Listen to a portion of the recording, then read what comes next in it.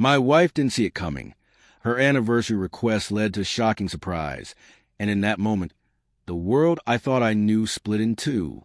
She had called me the night before with that soft, almost shy tone, asking me to take the next evening off work. "I just want us to have our own night," she said, and there was something in her voice that felt strange, a little too careful, a little too rehearsed.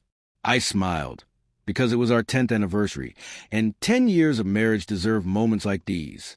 I arrived home that evening to the familiar scent of her perfume mixed with the faint aroma of lavender from the candles she'd lit. The dining table was set perfectly, 2 glasses of wine, her favorite meal simmering on the stove, and a single rose lying across my plate. My chest tightened, a familiar warmth flooding me. "You didn't have to do all this," I said, dropping my briefcase by the door.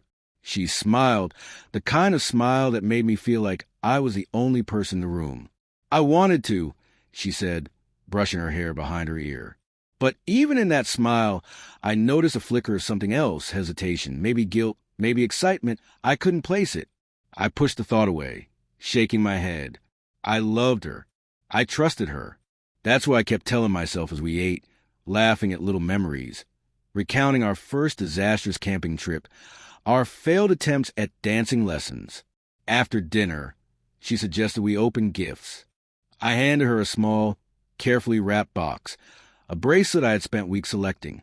She gasped softly, eyes lighting up, but then her gaze shifted somewhere behind me, toward the hallway. My stomach sank at the momentary distraction, though I tried to laugh it off. Then came the request. "Why don't we take the night just for ourselves?" she asked again, more insistently. "No phones, no distractions, just us." I agreed, feeling the old spark of intimacy that had dimmed in the routines of life. We moved to the living room, the soft glow of the fireplace casting shadows across her face. And as she sat next to me, I noticed it. A faint, almost imperceptible crease between her brows, a nervous energy in the way she fidgeted with her hands. I didn't know then, but that night would mark the beginning of the unraveling. In the following weeks, things began to shift subtly. She was more distant, quieter, lost in her phone more often than usual.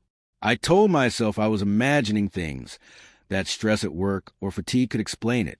But late one night, as I passed our bedroom, I caught her in the soft glow of her screen, smiling at something I couldn't see. My heart thudded in my chest. Why was she smiling like that at a message? I tried to talk to her, casually at first. "Hey, you've been a lot on your phone lately. Everything okay?" She shrugged, a practiced indifference in her tone. "Just catching up with some friends," she said. But the word friends fell hollow. There was a lightness in her voice that didn't reach her eyes.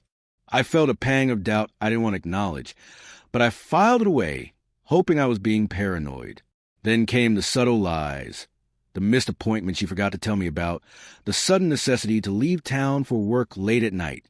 Each one was small, almost insignificant on its own, but together they began forming a pattern I couldn't ignore. I remember the day I found the first undeniable clue. Her phone, left unattended for just a moment, revealed a string of messages, playful, intimate, clearly not meant for me. My hand shook as I scrolled, each word hitting me like a cold slap. I felt rage and disbelief, but also a deep, soul-crushing grief. How could the person I loved, who promised me forever, betray me like this? I confronted her that night. The words tumbled out before I could think. "Who is he?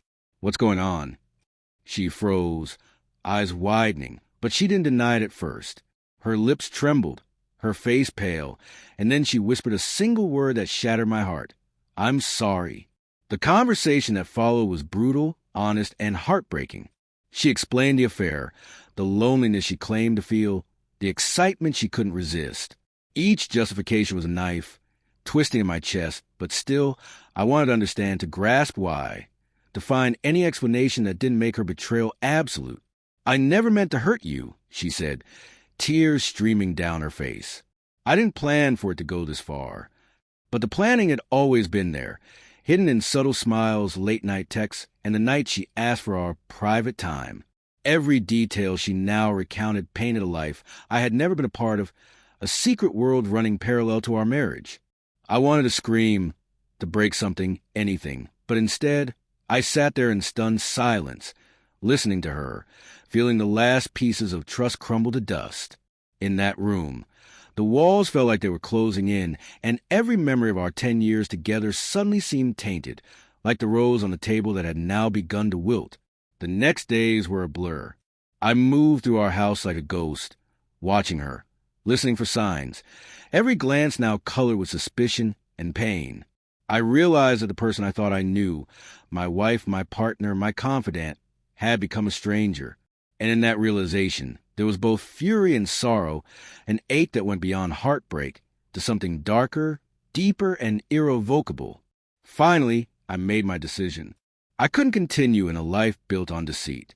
The confrontation had revealed everything, and yet part of me ached to try and rebuild, to reach through the betrayal for the woman I once loved. But love alone cannot erase the betrayal etched into every corner of our shared life. I told her, calmly but firmly, that I needed to step away, to find space for myself, to reclaim my sense of self that had been eroded by lies. Her sobs filled the room, and even as I walked away, I felt the weight of 10 years pressing down, a mixture of grief, loss, and a reluctant relief. The home felt empty, not because she wasn't there, but because the truth had hollowed out the foundation we had built together. As I closed the door behind me, I realized something profound. Betrayal changes the past. Every shared smile, every tender touch now carried a shadow I couldn't ignore. And yet, there was also clarity in the pain. I understood now that some endings, no matter how brutal, were necessary for survival. I walked into the cool night air, the city lights blurry through my tears, and for the first time in weeks, I breathed. I had lost her, yes, but I hadn't lost myself. And in that terrible, beautiful awareness, I found a measure of peace, the knowledge that life, even after heartbreak, moves forward, and that trust once shattered is a lesson as much as a wound. Some stories don't end with happily ever after. Ours ended with truth, with raw emotion, with the painful recognition that love, when betrayed, can transform into something entirely different, something that teaches, scars, and ultimately frees.